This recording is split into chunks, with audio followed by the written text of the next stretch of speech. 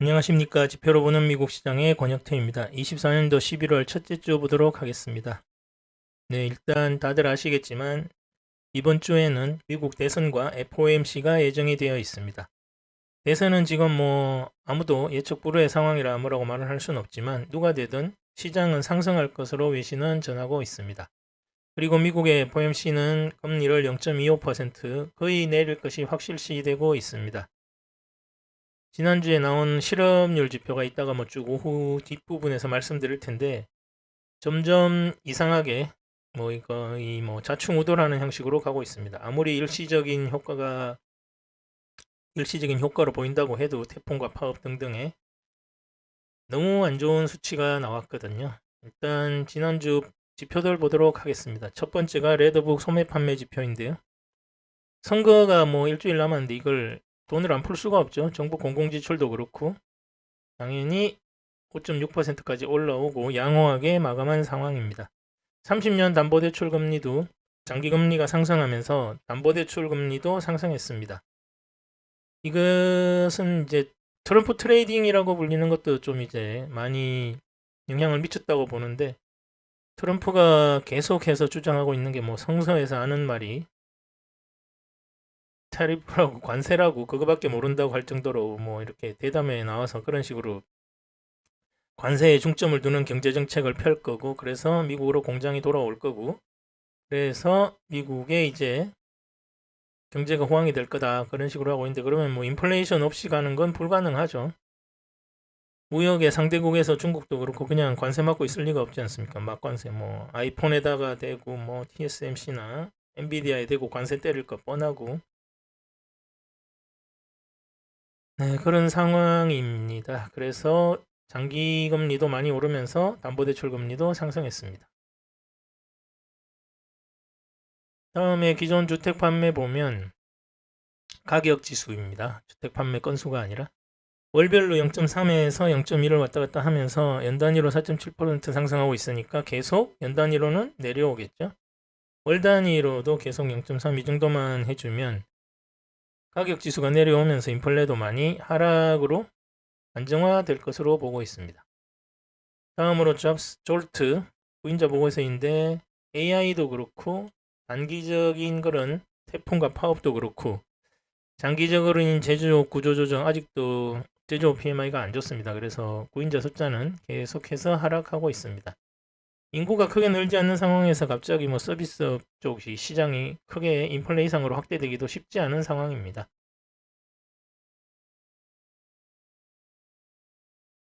다음으로 미국 GDP인데요. GDP가 24년 초에 고점을 찍은 후에 꾸준히 우리나라보다 훨씬 큰 경제인데 거의 3% 부근에서 성장세를 나타내고 있습니다. 엄청난 거죠. 이 정도 규모의 경제에서 세계 거의 소비 시장의 40% 가까이를 차지하고 있는 미국 시장이 이 정도로 성장을 한다는 게 정말 대단한 겁니다.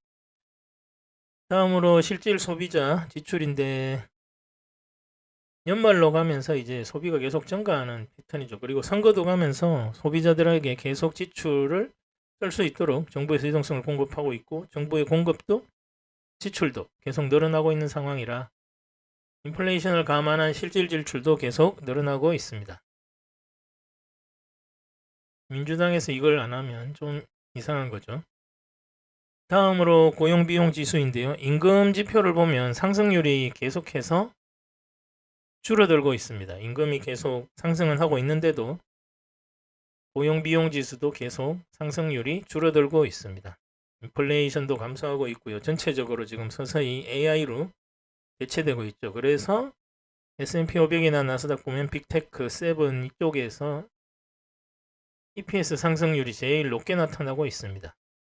이게 결국 이제 어떻게 큰 그림에서 보면 구조조정을 해나가고 있다 이렇게 보시는 게 적당할 듯 합니다.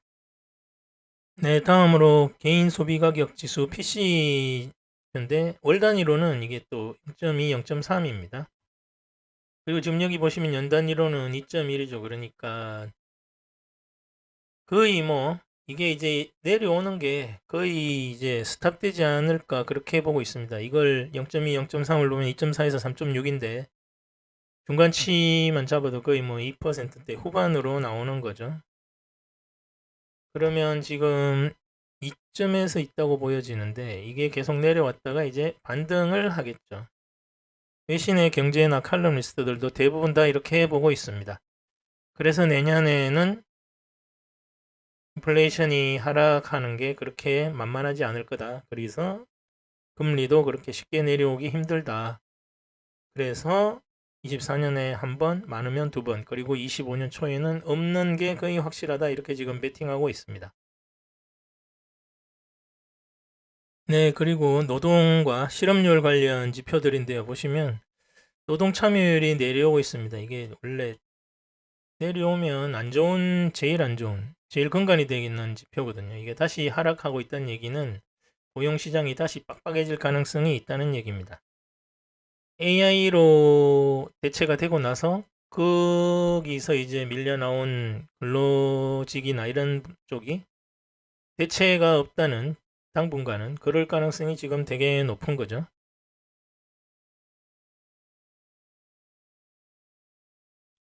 노동 참여율과 뭐 다른 지표들도 좀 그렇습니다만 좀 엇갈리게 나오는 부분이 지금 많습니다.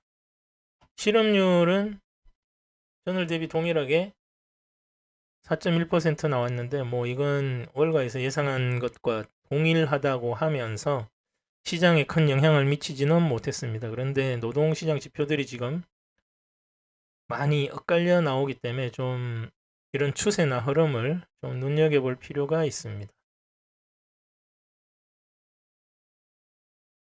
네, 다음으로 제조업 PMI인데요. 전체 미국의 제조업 PMI는 이제 상승 반전에서 좀 올라가고 있습니다. 구조조정과 AI로 인한 그런 영향이 아닐까 지금은 일단은 그렇게 보고 있는데 나중에 뭐 이런 구체적인 데이터들 나오면 확실히 알 수 있겠죠. 아무튼 지금은 제조업도 서서히 좋아지고 있다. 이렇게 보셔도 될 것 같습니다. 다음으로 대기업 중심의 ISM 제조업 PMI인데요.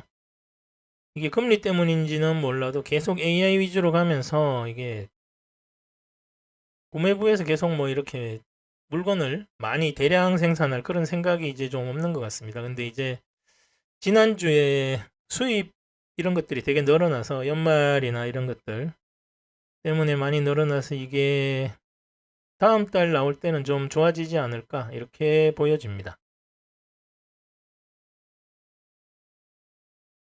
네, 다음으로 채권 시장 보면 이게 지금 금리가 폭등 후에도 계속 조금씩 올라가고 있습니다. 물론 이제 일주일 전체로 보면 뭐 살짝 움직인 것 같은데 금리가 내려갈 것 같다가도 자꾸 반등하고 있습니다. 이게 보면 큰 이점에는 이제 지지선이었죠. 이때는 금리가 계속 올라가고 있었으니까 이때의 지지선이 지금의 저항선으로 변해서 여기서 지금 움직이고 있습니다. 이제 뭐 실업률 쪽 관련 지표가 계속해서 안 좋아지고 그러면 금리를 내릴 수 있는데 이게 좀 복잡하죠. 중요한 건 유동성을 많이 줄여서 지표들이 각각의 어떤 경제정책에 어느 정도 영향을 받는지 좀 나와줘야 되는데 아직은 유동성이 너무 많아서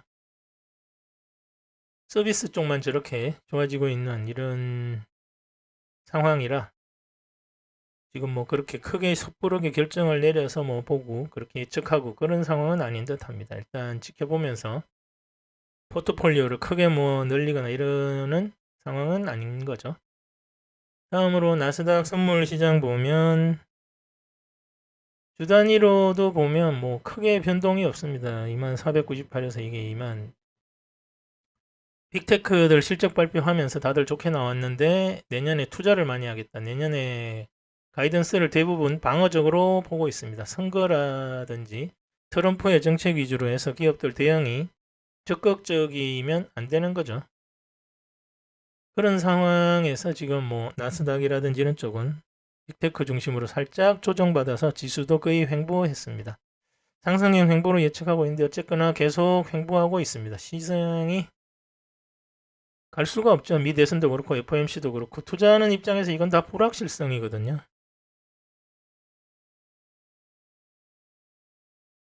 네, 그래서 다음 주 주간 움직임은 대선 후에 상승입니다. 물론 뭐 조정이 얼마나 올지는 아무도 모릅니다. 트럼프가 되든지 해리스가 되든지 일단 끝나고 나서는 상승으로 보고 있습니다. 지난주는 예측대로 이렇게 횡보하면서 마감했고요. ISM PMI가 하락 지속입니다. 이 부분이 빨리 살아나야 지수가 대세 상승으로 갈 텐데 쉽지가 않네요. FOMC는 이번 실업률 데이터 보면 계속해서 뭔가 연준에게 불안감을 지속하는 그런 엇갈리는 양상이 나타나고 있어서 0.25% 인하할 것으로 보고 있습니다. 빅테크 핵심은 이제 AI 투자가 지속하는 거고 AI가 실적 증가에 도움이 됨을 증명했기 때문에 선거 끝나고 상승할 것으로 보고 있습니다.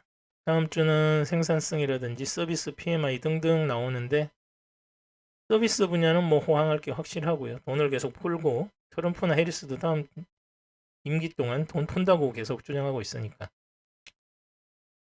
선거에 FOMC가 이제 많이 결정적인 영향을 미칠 거고요. 노동시장이 정상적인 흐름을 벗어나 있는 지금 상황에서 금리 인하하면서 대선이 끝나고 불확실성이 해소되면서 다음은 상승할 것으로 지금 보고 있습니다. 그래서